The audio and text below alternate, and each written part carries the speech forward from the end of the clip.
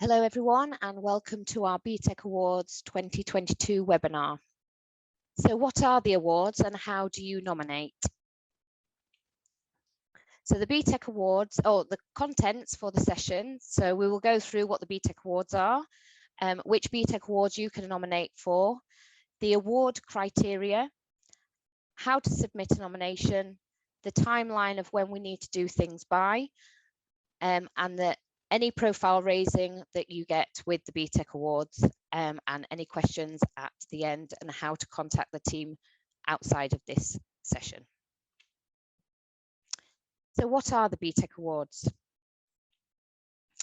So the BTEC Awards is an annual competition which we run and have been running for 12 years, where the outstanding achievements of BTEC learners, tutors, teachers, schools, colleges and centres around the world are recognised and celebrated. Every year, we're proud to recognise the knowledge, skills and behaviours that go into preparing learners for the jobs of the future and also the future education. So we've been running the awards for 11 years and the last 2 years have been online, but this year we're proud to notify everyone and celebrate in person at a award ceremony which will be held in London on the 23rd of June this year. Nominations are open and will close at 5 p.m. on Friday the 25th of March 2022. So please make sure you get any nominations in by this date. So for this year the categories are, they're all listed here. Many have been part of the BTEC Awards for many years now, but we have added one additional award in this year. So we have a new award, the BTEC on Esports Learner of the Year. But many of those for people that have nominated over the years, they've been categories that everybody is now familiar with. We also have the Educator and Provider Award categories.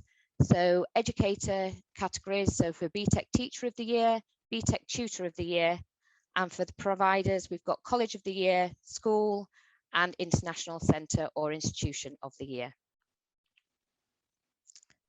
And now I hand over to Holly, who's going to run through, or Lauren, who's going to introduce the award criteria. Thanks, Claire. So if we go to the next slide.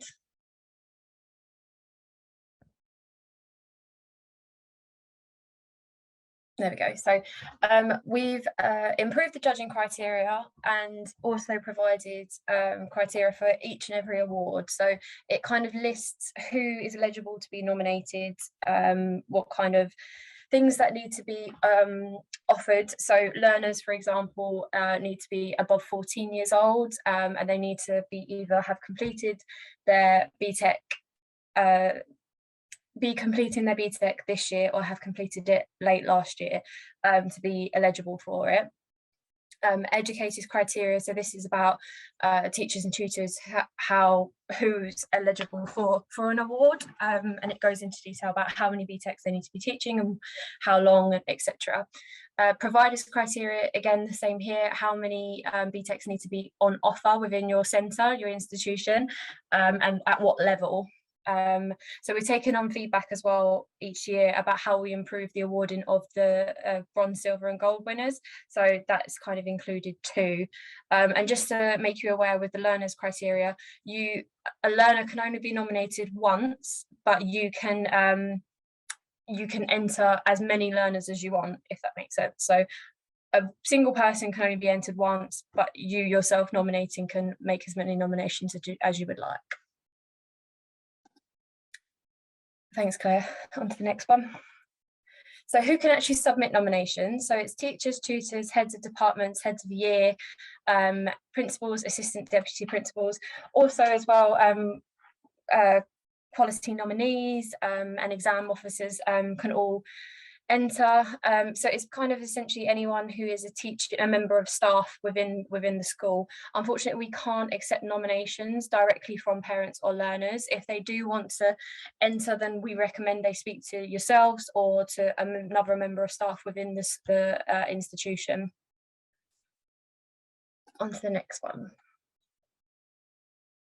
So who can you nominate?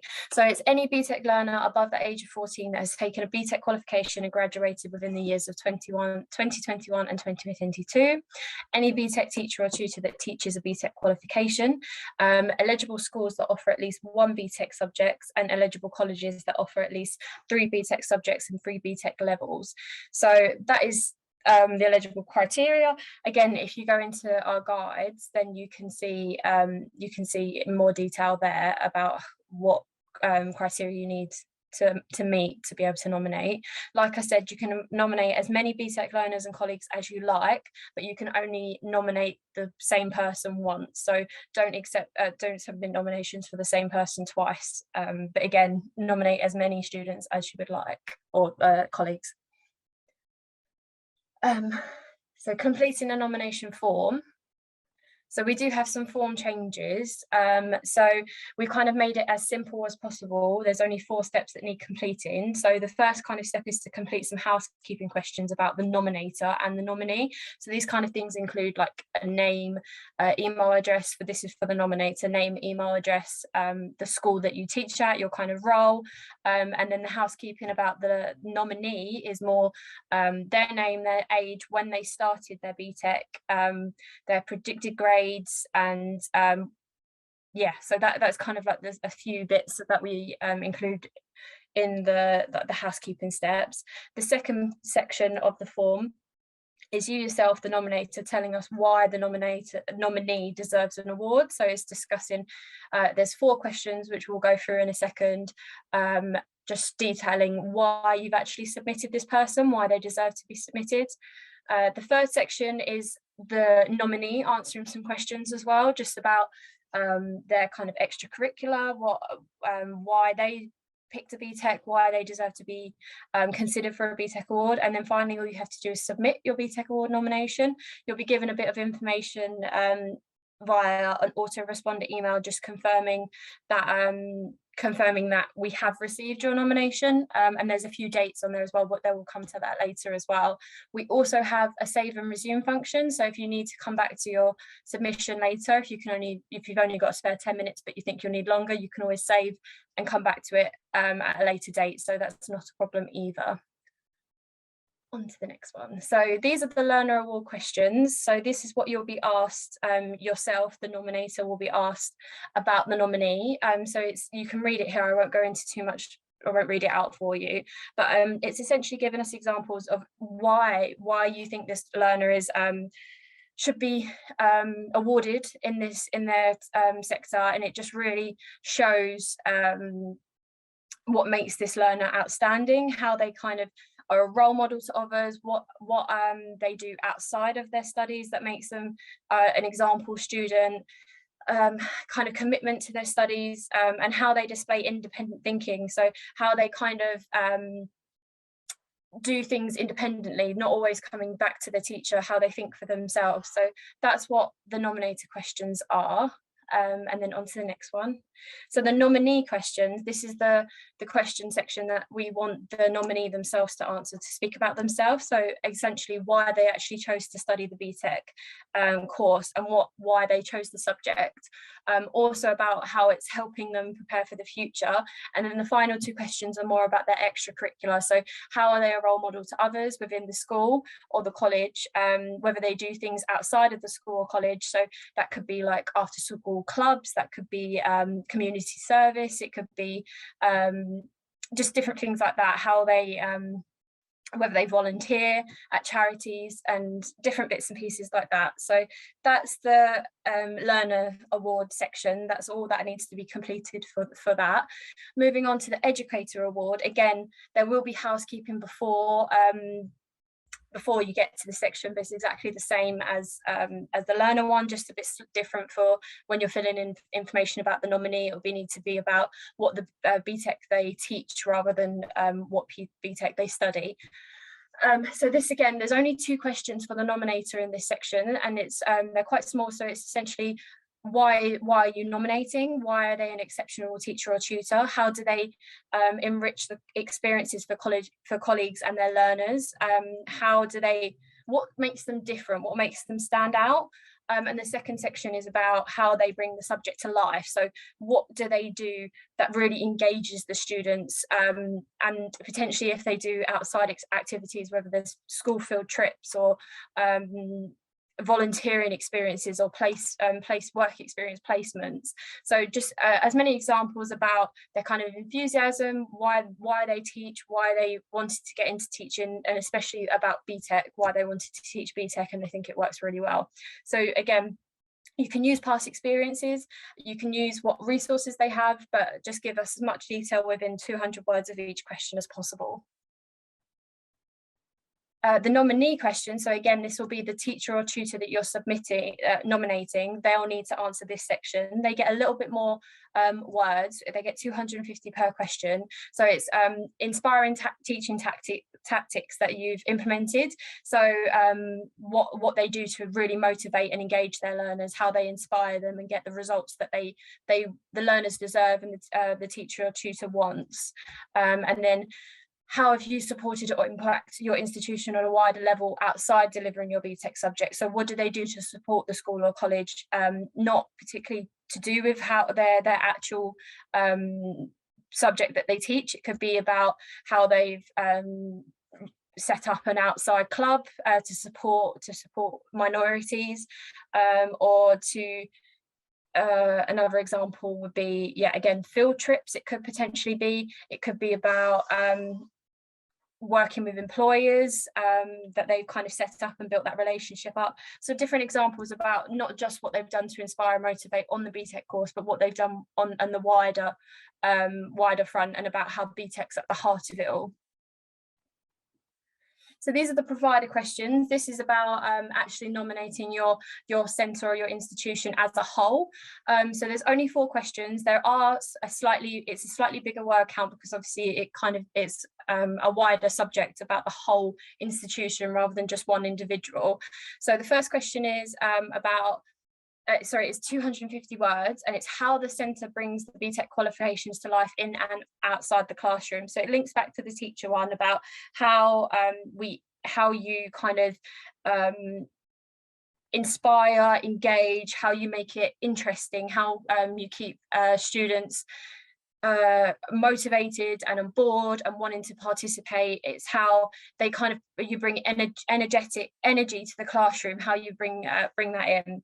And then number 2 is again 250 words, and it's how your centre promotes BTECs as a pathway. So how do you encourage students to join up on a BTEC, how they, so example for like options, how do you encourage them to do a BTEC rather than maybe the traditional route?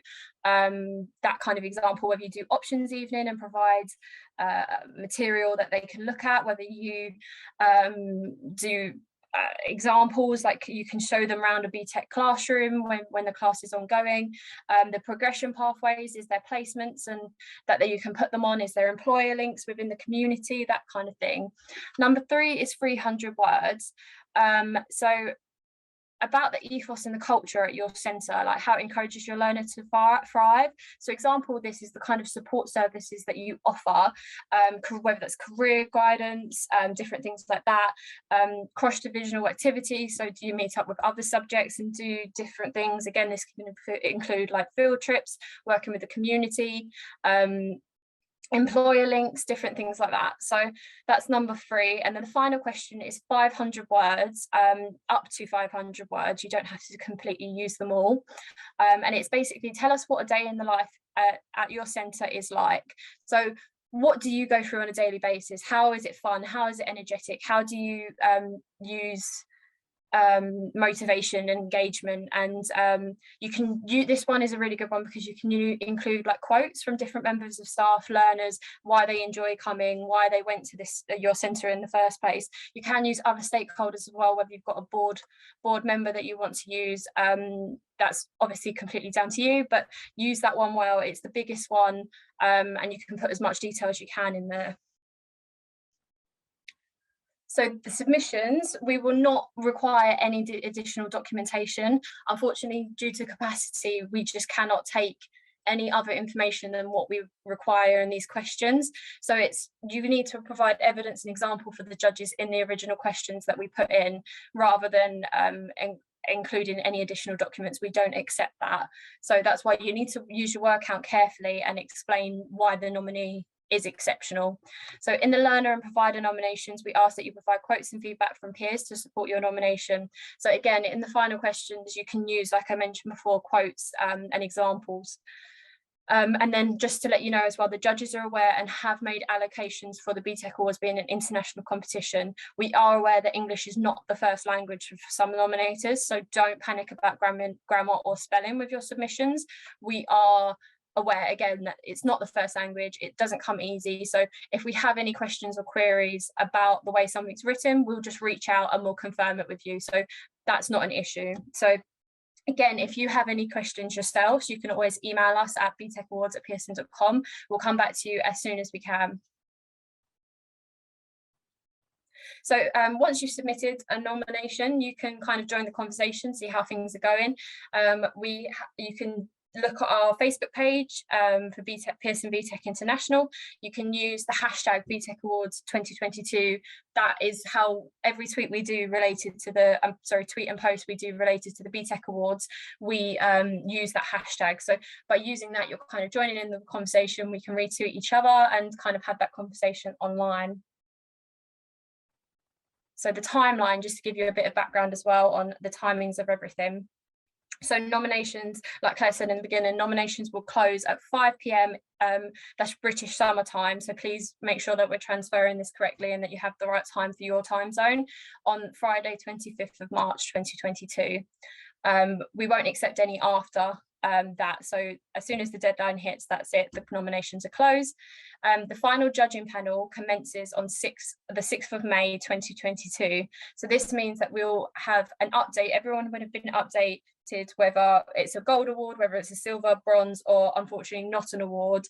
Everyone would have received that update by the 13th of May. And then finally, the BTEC Awards actually take place, themselves on the 23rd of June. So that's this year in the summer. Like I said before, there'll be no requirement to submit additional information during the judging period. Once you complete the nomination, that's it, it's done. You won't need to submit anything else. And all bronze and silver certificates awarded to the nominees will be posted using the details submitted by the nominator. So like I mentioned in the first section, there's a bit of housekeeping and addresses required. We usually request that it's the centre address because that's where we'll post the certificates. And all of the gold winners, so they'll receive their trophies and certificates at the award ceremony, obviously subject to COVID-19 restrictions. We do hope that if there's international gold winners that we can bring them to the event, but we need to be compliant with the rules and restrictions. So that's the situation. If for whatever reason, if someone can't attend the event, then we will make allocations to ship their trophy and the certificate to them as quickly as we can. I'll pass it back to you, Claire, if that's okay. Yeah. So once we've gathered all of these success stories in as part of the BTEC Awards, we want to use it as best we can to join together and raise profile for both BTEC and the great work that we do around BTEC in promoting career-based education, and also your institutions, learners and educators. So activity that goes on, so what Lauren has just said, so all the winners will receive, silver and bronze award winners will receive certificates. They'll also receive personalized social media assets, so which they can use on their channels and you can use on your social channels as part of your institution.